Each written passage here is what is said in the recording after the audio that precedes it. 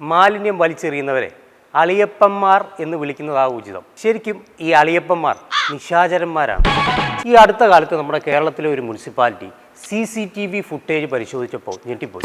കാരണം വേറൊന്നുമല്ല, സ്ഥിരമായിട്ട് മാലിന്യം വിടുന്ന സ്ഥലത്ത് രാത്രി ഒരു 12-12:30 ആകുമ്പോൾ അന്തരീക്ഷത്തിലൂടെ മാലിന്യം വരുന്നു, കറക്റ്റ് സ്ഥലത്ത് നിക്ഷേപിക്കുന്നു, എങ്ങോട്ടോ പോകും.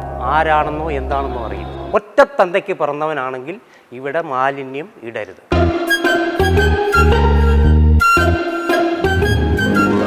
നമസ്കാരം, ഞാൻ മനോജ് വൈഷ്ണവ്. നമ്മുടെ കേരളത്തിൻ്റെ ദേശീയ ഭക്ഷണം പൊറോട്ട എന്ന് പറയുന്നത് പോലെ തന്നെയാണ് നമ്മുടെ കേരളത്തിൻ്റെ ഒരു കായിക വിനോദമായി മാറിക്കൊണ്ടിരിക്കുകയാണ് മാലിന്യം വലിച്ചെറിയൽ. നമ്മുടെ കേരളം കണി കണ്ടുണരുന്ന തിന്മയാണ് മാലിന്യ കൂമ്പാരങ്ങൾ. മാലിന്യം വലിച്ചെറിയുന്നവരെ അളിയപ്പന്മാർ എന്ന് വിളിക്കുന്നതാണ് ഉചിതം. കാരണം മറ്റൊന്നുമല്ല, ഈ മാലിന്യം വലിച്ചെറിഞ്ഞ് ആ പരിസരവും പൊതുസ്ഥലവും ആകെ ചീഞ്ഞ് അളിയുവാൻ കാരണക്കാരായവരെ അളിയപ്പന്മാരെന്ന് തന്നെയല്ലേ വിളിക്കേണ്ടത്.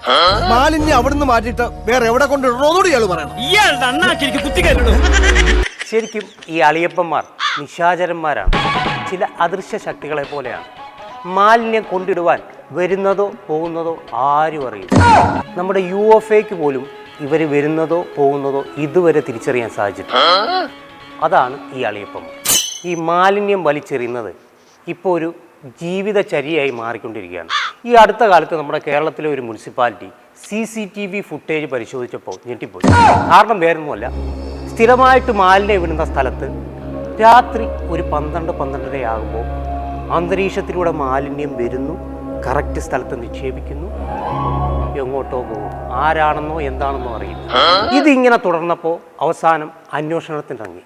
മുനിസിപ്പാലിറ്റിക്ക് എന്നല്ല, നമ്മുടെ തദ്ദേശ സ്വയംഭരണ വകുപ്പിന് പോലും അത് കണ്ടെത്താൻ കഴിഞ്ഞില്ല. അവസാനം നമ്മുടെ പഴയ വഴിയിലേക്ക് പോയി ഒരു മന്ത്രവാദിയെ കണ്ടപ്പോൾ മന്ത്രവാദി പറഞ്ഞു, വേറൊന്നുമല്ല, അദ്ദേഹം ജീവിച്ചിരുന്നപ്പോൾ ആദ്യമായിട്ട് ഒരു പാക്കറ്റ് മാലിന്യം ഇടാൻ റോഡിലൂടെ പോയതാണ്. ഒരു പാണ്ടിലോറി ഇടിച്ചു, അദ്ദേഹം മരിച്ചു. അദ്ദേഹത്തിൻ്റെ പ്രേതം ജീവിച്ചിരുന്നപ്പോഴുള്ള ആഗ്രഹം സബലീകരിക്കാൻ വേണ്ടി വീണ്ടും ഈ മാലിന്യമായിട്ട് വരുന്നു, അവിടെ നിക്ഷേപിക്കുന്നു, പോകുന്നു. അപ്പോൾ അതാണ് ഈ അളിയപ്പന്മാരുടെ ഒരു കുഴപ്പം. പ്രേതമായിരുന്നാൽ പോലും ഈ ദുശീലം മാറ്റാൻ പോകുന്നില്ല. പിന്നെ ഈ മാലിന്യ നിക്ഷേപം ഇത് നിയന്ത്രിക്കാൻ വേണ്ടി തദ്ദേശവാസികൾ അല്ലെങ്കിൽ നമ്മുടെ നാട്ടുകാർ ചേർന്നിട്ട് ഒരിടത്ത് അവരൊരു തന്ത്രം ഉപയോഗിച്ചു. ഈ മാലിന്യം സ്ഥിരമായിട്ട് നിക്ഷേപിക്കുന്ന ഒരു പൊതുസ്ഥലത്ത് നാട്ടുകാരെല്ലാം കൂടി ചേർന്ന് ഒരു ബോർഡ് അങ്ങ് സ്ഥാപിച്ചു. ഒറ്റ തന്തയ്ക്ക് പിറന്നവനാണെങ്കിൽ ഇവിടെ മാലിന്യം ഇടരുത്. അങ്ങനെ ഏതാണ്ട് 2 മാസത്തേക്ക് യാതൊരു കുഴപ്പമില്ലായിരുന്നു, സംഗതി ക്ലീൻ. പക്ഷേ ഞെട്ടിച്ചുകൊണ്ട് അടുത്ത മാസം ഒരു വലിയ മാലിന്യ കൂമ്പാരം അവിടെ വന്നു. നാട്ടുകാരെല്ലാം തടിച്ചുകൂറി. അവർ നോക്കിയപ്പോൾ വേറെ ഒരു ബോർഡ് അവിടെ സ്ഥാപിച്ചു. തന്തയ്ക്ക് മുമ്പ് ഉണ്ടായവന്മാർക്ക് മാലിന്യം ഇടുന്നതിന് കുഴപ്പമൊന്നും ഇല്ലല്ലോ എന്ന്. അതാണ് നമ്മുടെ ഈ അളിയപ്പന്മാരുടെ വെല്ലുവിളി. ഒരു വലിയ അളിയപ്പൻ്റെ കാര്യം പറയാനുണ്ട്. കാര്യം വേറൊന്നുമില്ല, നമ്മുടെ ഈ ഹൈ റേഞ്ച് മേഖലയിൽ കുടിവെള്ളത്തിന് വേണ്ടി എല്ലാവരും ഉപയോഗിക്കുന്ന ഒരു സംവിധാനമാണ്. അത് പ്രകൃതി തന്നെ കൊടുക്കുന്നതാണ്. നമ്മുടെ ഈ ഉറവ മൂലം ഉണ്ടാകുന്ന ഓലി എന്ന് പറയും. അതായത് ഈ പാറയിടുക്കിൽ നല്ല തണുത്ത ശുദ്ധജലം വരും.